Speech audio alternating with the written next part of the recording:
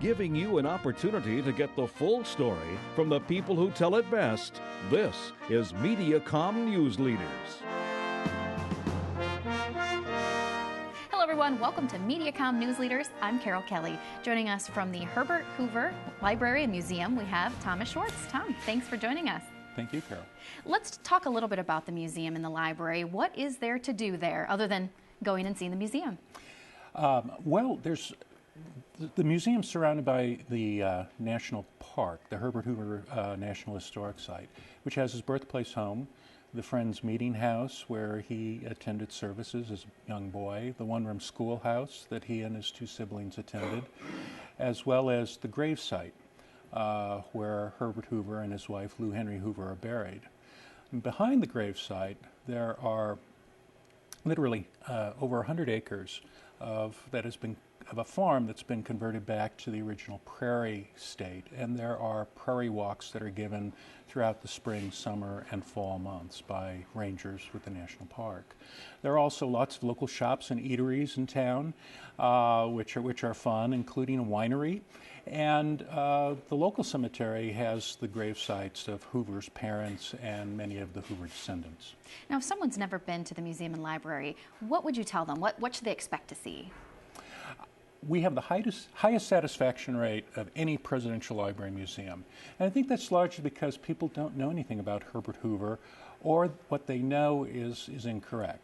They think of him as the president who caused the Great Depression. He was the president who was in office at the time the Great Depression occurred.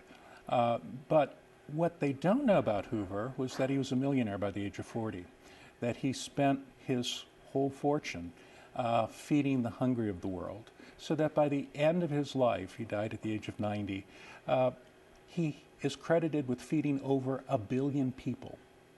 And his efforts at feeding the people in Belgium during World War I, there 9 to 10 million people saved from hunger because of Hoover's efforts.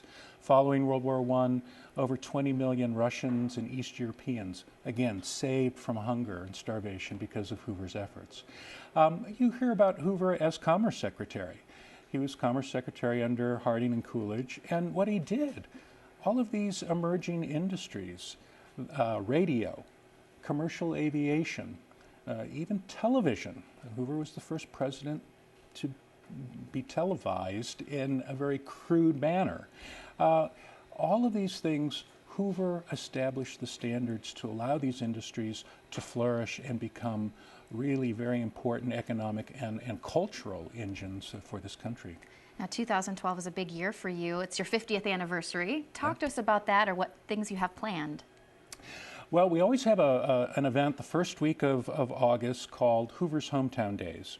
And it begins Friday evening and goes all day Saturday.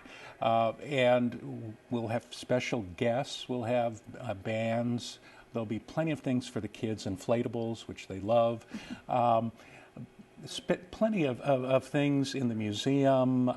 We'll have the Neabi Zoo and the Raptor Center. A Lincoln impersonator, because we'll be having a special temporary exhibit which will feature original Lincoln letters, as well as presidential china, as well as scenes showing the actual dedication of the library back in 1962 when Herbert Hoover and Harry Truman attended to open the library for the public at the first time. And then you also have, of course, the exhibit that is there, but you have traveling or ones that... We have temporary exhibits, and what will be opening up Saturday to the public will be celebrating the 100th anniversary of the Girl Scouts. This is their centennial anniversary. Lou Henry Hoover, President Hoover's wife, served as president of the organization twice.